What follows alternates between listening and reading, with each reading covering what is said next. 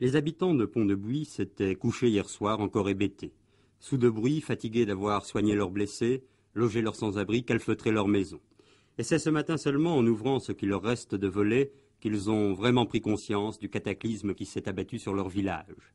Plus de 500 maisons sont sinistrées. Pour beaucoup, tout est à refaire, tout ce qu'ils avaient construit une vie durant. Mais, après le temps de la stupeur et celui du découragement, est venu cet après-midi celui de la colère, avec une kyrielle de questions. D'abord, d'avenir immédiat. Allait-on abandonner ou non la poudrière? Sur ce point, la direction a donné des assurances. L'activité reprendra par étapes dans un mois, mais chacun sera payé comme s'il travaillait. Deuxième question, intéressant les sinistrés, qui va réparer leur maison et quand? Le maire et le sous-préfet viennent de constituer une commission d'enquête, ce sera long. Quant aux assurances, elles vont rechigner. Reste la question de fond. La faute à qui? Un sabotage, l'usine était très bien gardée. La canicule, on l'a invoquée un peu trop vite. Alors, la maladresse, l'ignorance, l'éternelle fatalité, il faudra choisir. Les syndicats, eux, ont d'ores et déjà choisi. Rappelant qu'il y avait déjà eu 2 prises de feu depuis le début de l'année, ils incriminent les cadences infernales. Il nous semblait que toutes les règles de sécurité n'étaient pas respectées. Est-ce que vous avez alerté la direction déjà à plusieurs reprises auparavant sur le manquement aux règles de sécurité? Alors, il y a déjà eu plusieurs interventions. Il y a de nombreux tracts qui ont été diffusés déjà dans l'entreprise, des interventions. Et donc, il nous semblerait, alors si vous voulez, les exemples les plus flagrants. La poudre sèche était stockée en trop grande quantité en un seul lieu.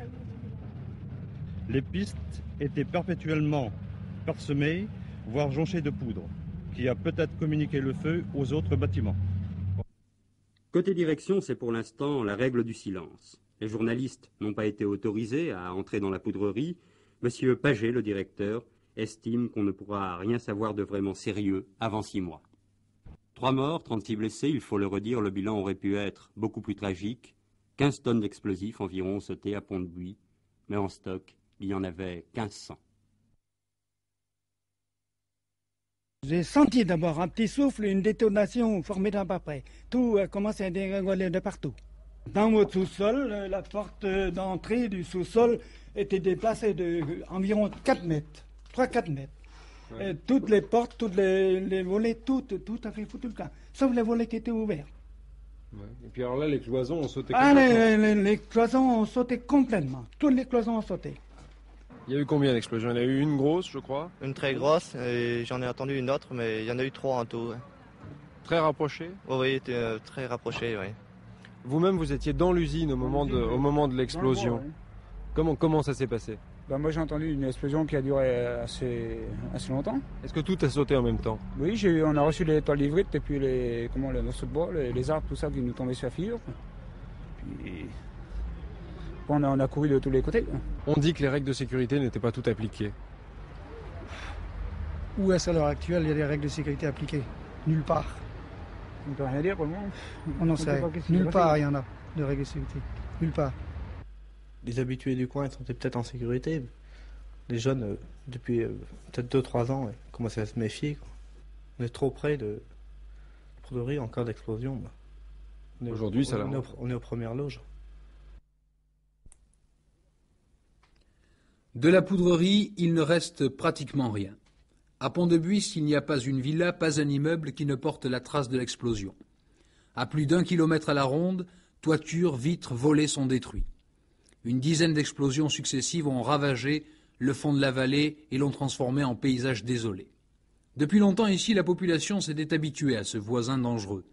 C'est le vieux moulin à poudre qui avait donné naissance à la ville, c'est lui qui fait vivre aujourd'hui une grande partie de sa population. Alors pourquoi s'en inquiéter outre mesure? Moi j'ai perdu tout. Qu'est-ce que vous allez faire? Qu'est-ce que je voulais faire? Perdre tout. Mais ça ne vous faisait rien d'habiter face à la poudrerie? Vous n'avez jamais Si, justement, on a toujours peur parce qu'on a eu toujours dire que c'était dangereux ici, quoi. Mais qu'est-ce que vous voulez? Reste à connaître maintenant les raisons de l'explosion. Toute la question est de savoir si oui ou non, un jour ou l'autre, une poudrerie est condamnée à exploser. Quelques heures après la catastrophe, les seuls responsables qui aient accepté de faire allusion à la sécurité sont affirmatifs. Le phénomène qui s'est passé ici, je vous dis, est une détonation et on n'a jamais vu ça depuis que les poudres de chasse existent. C'est les poudres de chasse qui sont parties. Il n'y a pas d'explosif, il n'y a rien du tout. Est-ce que la chaleur pourrait être en cause? Peut-être. Oui. Bon, alors dans ces cas-là, ça fait quand même 3 semaines qu'il fait une Oui, canicule. Est-ce qu'il y a des arrose, mesures? On prend des mesures, oui. Enfin, vous savez, la chaleur favorise les phénomènes d'électricité statique et ça, on ne peut pas les prévoir tous. Toutes les précautions ont été prises pour éviter les conséquences trop graves. Toutes les mesures de sécurité, évidemment, ont été prises. Par la poudrerie et par un plan de protection. À Pont-de-Buis, tout le monde n'est pas aussi catégorique. Cette entreprise qui a évolué avec son temps aurait, selon certains, perdu les bonnes habitudes du passé, bien sûr au nom de la rentabilité. Les anciens, les retraités, ont leur petite idée sur la question. C'est-à-dire dans le temps, quand j'étais jeune, entre chaque dépôt, il y avait une butte de terre. Si un dépôt prenait feu, l'autre était protégé. Et maintenant, il n'y a plus.